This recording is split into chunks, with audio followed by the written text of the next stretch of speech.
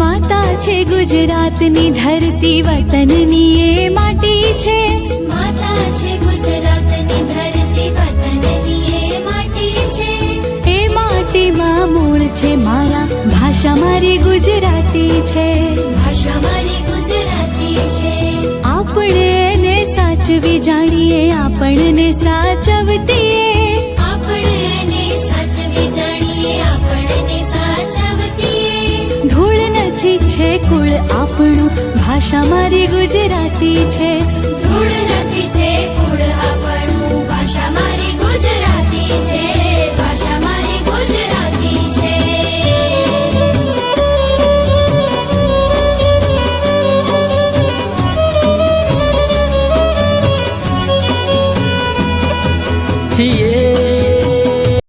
માતા છે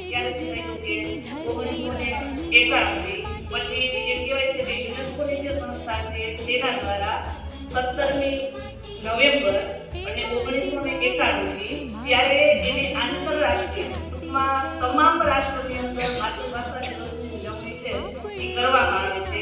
પરંતુ 2000 સાલથી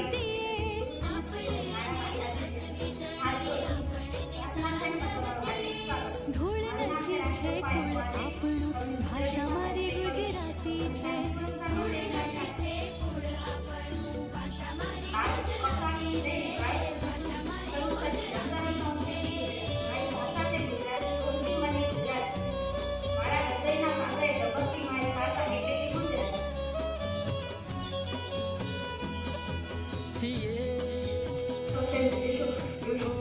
છે.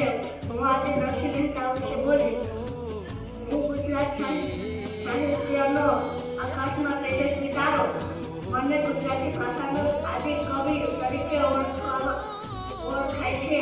મારો જન્મ ઈસવીસન 1414ની આસપાસ સૌરાષ્ટ્રના તળાજા ગામમાં થયો.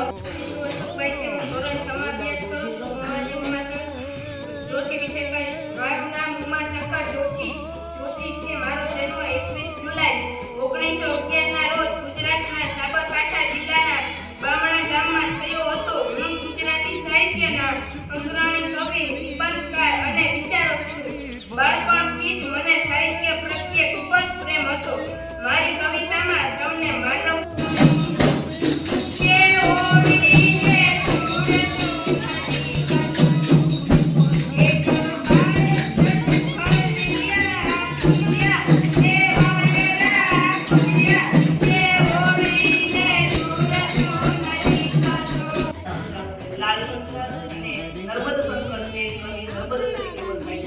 એના વિશે આપણને માહિતી આપશે. પરેશભાઈ છે. આજે હું તમને કવિ નર્મદ વિશે માહિતી આપીશ. મારું નામ કવિ નર્મદ છે. ગુજરાત સાહિત્યના અર્વાચીન યુગના પ્રેરણા અને સમાજ જાગૃતિ અગ્રણીઓમાં મારું નામ અતિ વિશિષ્ટ છે. મારા બીજા નામ નર્મદા શંકર અને લાલ શંકર કવિ પણ છે, પરંતુ બધા મને નર્મદથી સારી રીતે જાણે છે. મારો જન્મ 24 ઓગસ્ટ 1833 ના રોજ સુરત ખાતે થયો હતો. બાળપણથી જ હું બુદ્ધિશાળી. મારું નામ ચૌહાણ કુનાલભાઈ છે. હું ધોરણ 6 માં અભ્યાસ કરું છું. આજે હું કવિ કલાપી વિશે બોલીશ. મારું નામ કવિ કલાપી છે. મારો જન્મ ગુજરાતના અમરેલી જિલ્લામાં લાઈ ગામમાં થયો હતો. મારું મૂળ નામ સુરસિંહજી તખ્તસિંહજી ગોહિલ હતું. હું લાઠી રાજ્ય રાજોવી એ હતો, પરંતુ મારામાં સંવેદ સંયુક્ત અને બીજી પ્રવૃત્તિ દયાની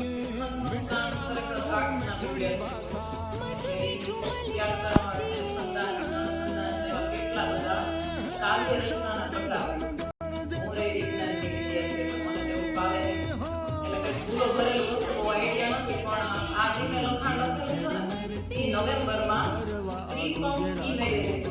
એમાં પબ્લિશ વીટીમાંથી દોરી જેમ પસાર કરી દો, જીવન ચક્રની બધી વેદના આર પાર કરી દો. ક્ષમણાઓ અને આશાઓ, કઈ કેટલીય અપેક્ષાઓ, સંઘર્ષ યાત્રાની શરૂઆત કરી દો. રામ, વિષમ અને અંત સર્વસ્વ તું માધવ. માધવ એટલે કૃષ્ણ, મારા ફેવરેટ. મારી મંઝિલ તારા નામે કરી દઉં.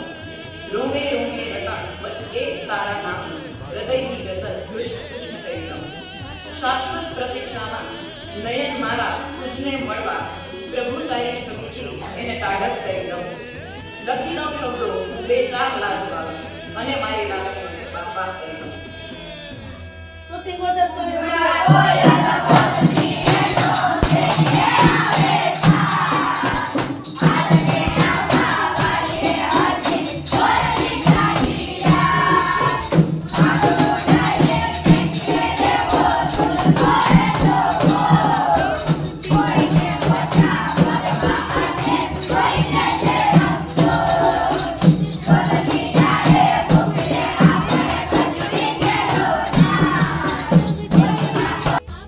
દાદાજીની લાકડી લાકડીનો ઘોડો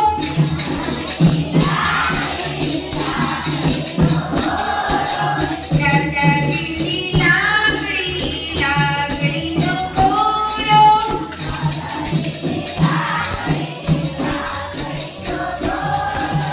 ઘોડાની ઘૂંટણી પર પાડ્યો હથોડો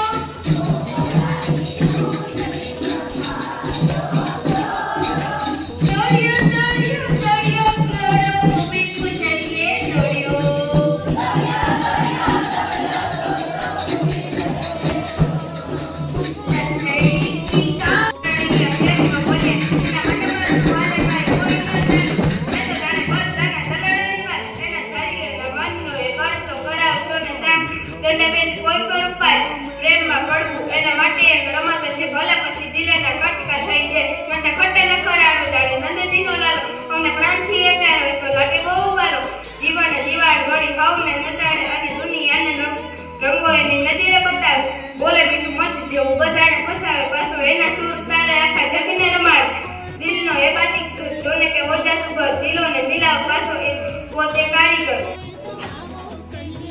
વાત મારી જેને સમજાતી નથી એ ગમે તે ગુજરાતી નથી. ખલીલ સાહેબના શબ્દો ગુજરાતી ભાષાને મુઠ્ઠી ઉચ્ચારી બનાવે છે. કવિ નર્મદની સમૃદ્ધિએ 24 ઓગસ્ટે વિશ્વ ગુજરાતી ભાષા દિવસની ઉજવણી કરવામાં આવે છે. આજે ક્યાંક વાંચ્યું દેશમાં છઠ્ઠી સૌથી વધુ બોલાતી ભાષા ગુજરાતી. વિપિન પરીખે પણ લખ્યું છે ને મને મારી ભાષા બહુ ગમે કારણ બાને હું બા કહી શકું.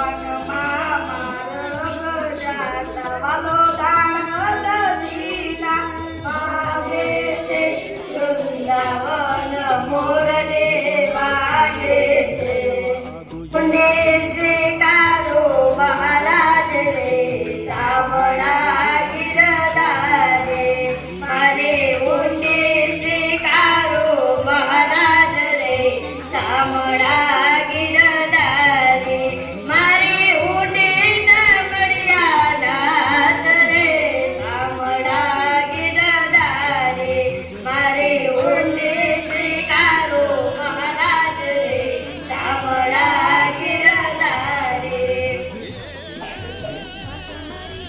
जननी नायमा पोडंता पीडो कसुबिनो रंग ओ राज मन लाग कसुबिनो रंग ओ राज मन लाग कसुबिनो रंग ગુજરાતની ધરતી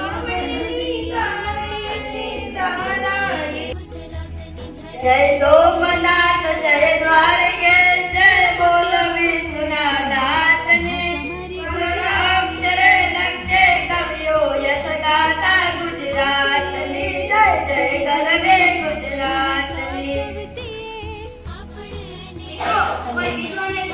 કે માણસ ગમે તે માણસ હોય જિંદગીમાં 3 શબ્દ ભૂલી શકતો નથી. ભાષા મારી એ ત્રણેય માં છે.